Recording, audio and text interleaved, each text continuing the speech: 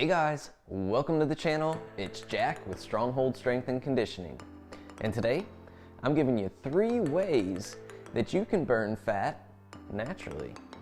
But before we get into that, make sure you take a moment and hit that subscribe button so that you don't miss out on future content like this. Every Thursday, I'm putting out videos on resolving aches and pains, preventing injury, and optimizing your performance. So jump on it. Ready? Let's get into the topic of the day.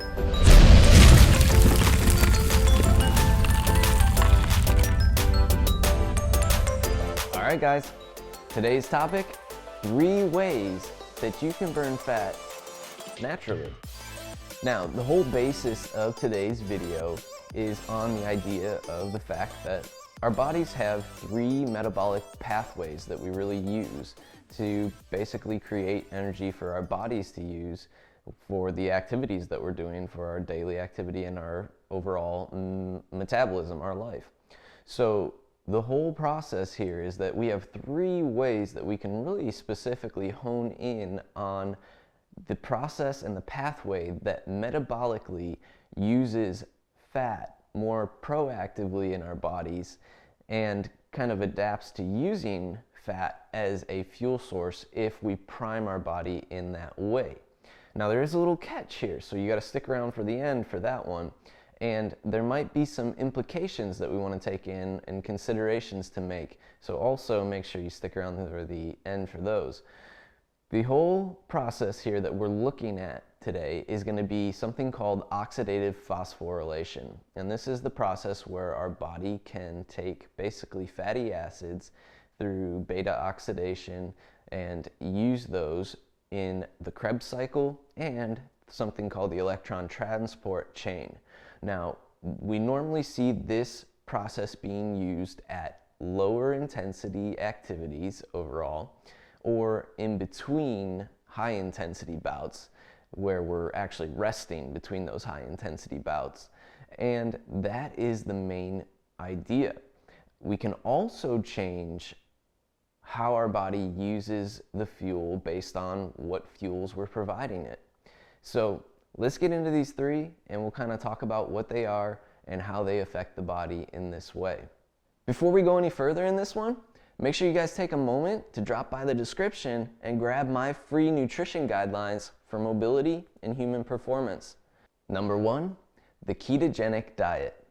So the ketogenic diet is basically a high-fat, low-carbohydrate diet. And when we say high-fat, low-carb, we mean high fat and low carb. We're looking at basically 20% of your macronutrients coming from protein, 5% coming from carbohydrate, and 75% actually coming from your fat intake. And that is about as low as a low-carb diet's going to get. Even low-carb diets are about 10% carbohydrate, just to give you an idea normally.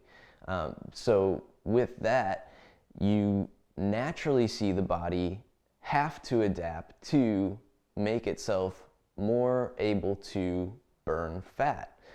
What's the key here is normally you might have heard that fats burn in a fire of carbohydrates, especially if you're in the, you've studied some with fitness and exercise. You've probably heard that somewhere. And that is true to some extent. And that's because when our bodies break down carbohydrates, they leave a byproduct called oxaloacetate. And when our bodies have that, we're naturally able to use acetyl-CoA in our bodies a little bit more from the Krebs cycle and to produce the electron transport chain a little bit easier. If we don't have the carbohydrates in our body, then our body adapts by making acetyl-CoA more available and usable in the sense of ketone bodies. So our bodies actually create these ketones, hence the name ketogenic diet, and that is another way that our bodies are able to actually continue to use fat as a fuel source when we don't have carbohydrates as a fuel source in our bodies. So naturally, our bodies burn fat as a fuel source because that is what we're simply feeding it. And some of you may have heard the word or term fat adaptation. It generally takes our body about 7 to 14 days, so a week to 2 weeks, to actually get to this point where we've worked around the fact that we don't have enough carbohydrate being burned in our systems, and our bodies actually create the enzymes that we need to make fat burning process go a little bit smoother. That is how burning more fat through a ketogenic diet works. Number 2, intermittent fasting.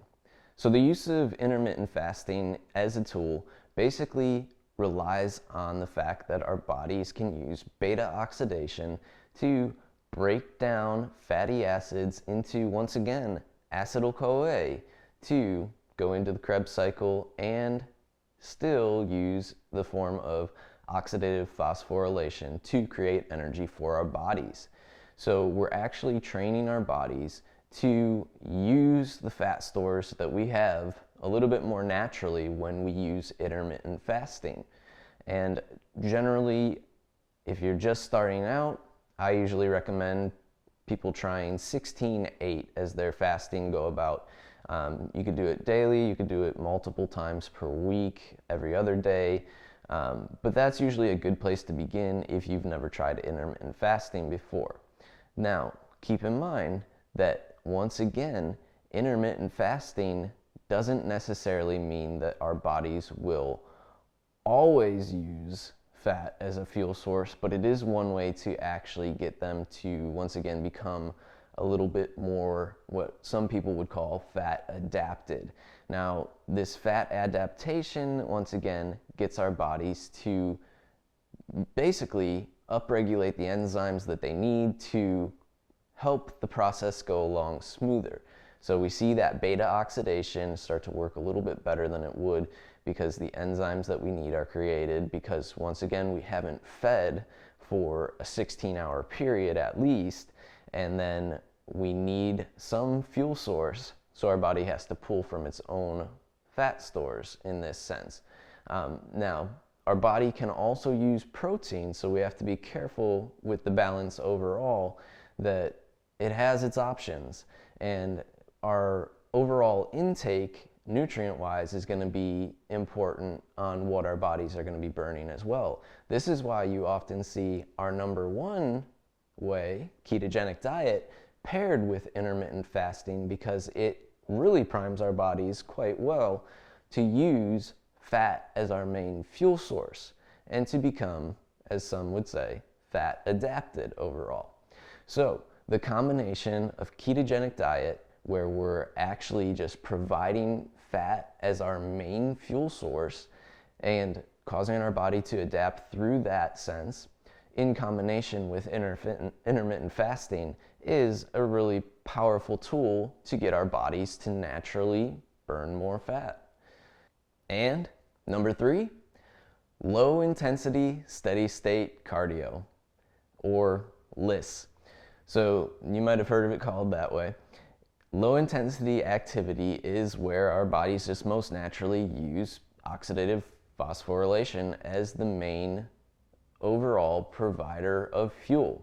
As long as there is still the ability to consume oxygen, our bodies can still use oxidative phosphorylation as the main process. So if it's a low enough intensity that I can just keep exercising and keep going, that is naturally burning more fat in my body, because that's the metabolic pathway that my body chooses to use and has for longer duration stuff. So if you think about it in terms of sprinter versus ultra marathon, that sprinter is using our ATP PCR pathway, and then the ultra marathoner is our oxidative phosphorylative pathway. That's probably the most visual way I could put it for you. Now, you could also just be more physically active in general. And personally, this is one of the ways that I choose to go about it. Instead of just grinding away on a treadmill constantly, just be up, be about, be active more.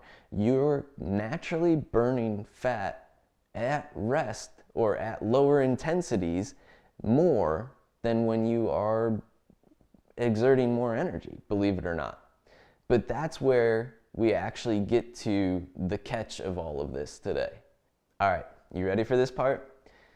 So, even though our bodies are using oxidative phosphorylation, our main pathway for fat burning, that does not automatically imply that you will lose weight or improve your body composition overall.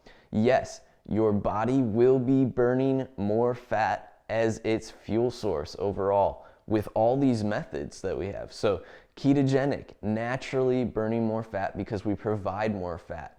And that goes for even during activity, we see more fat being burned, but that's just because it's the fuel source that we have here. The intermittent fasting, yes, beta oxidation breaks down fatty acids, makes it available for let me get this right. Intermittent fasting, yes, that breaks down fatty acids through beta oxidation to make it more available for phosphorylative oxidation.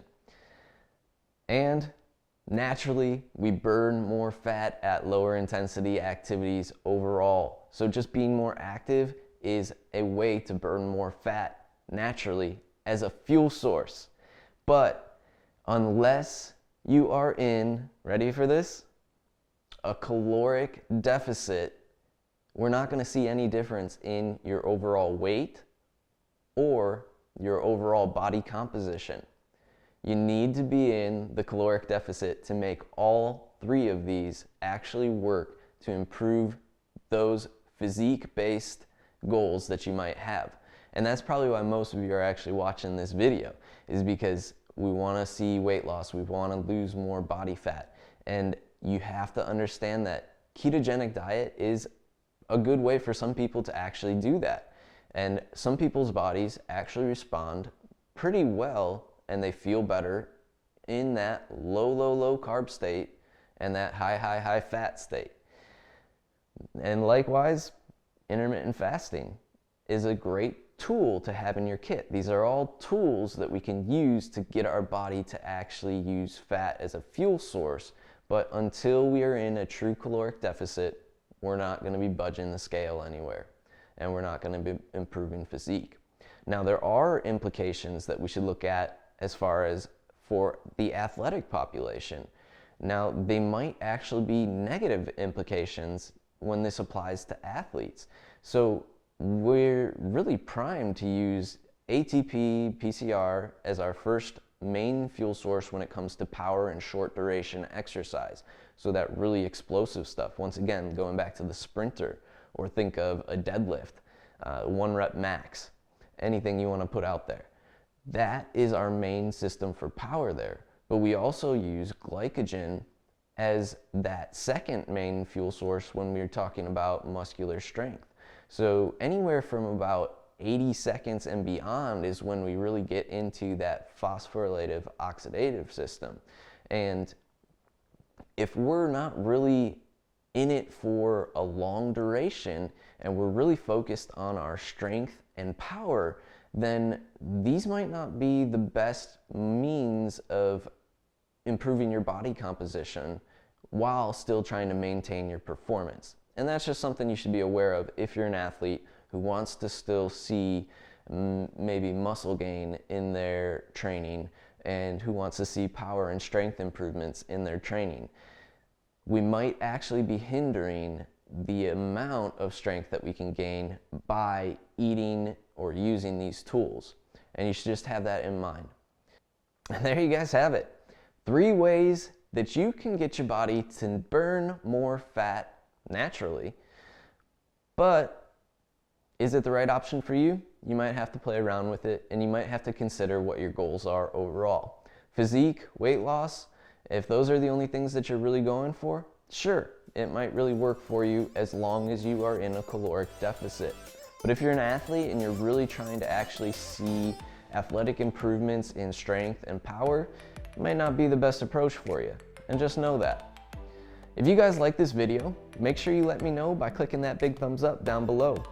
drop a comment if you have any questions down below about what these implications might mean for you, or if you want to specifically apply it to your situation.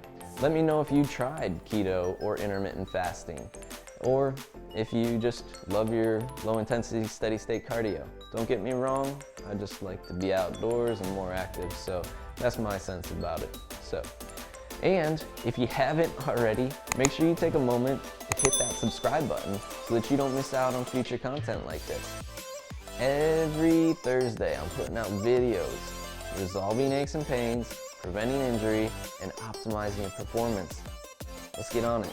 And finally, if you guys want something specifically tailored for you, make sure you take a moment to drop by the website, fill out the coaching application, and we will have you guys headed in the right direction in no time. Working on your nutrition, programming for you, and getting you performing at your best. I want to thank you guys for watching today. We'll see you next time.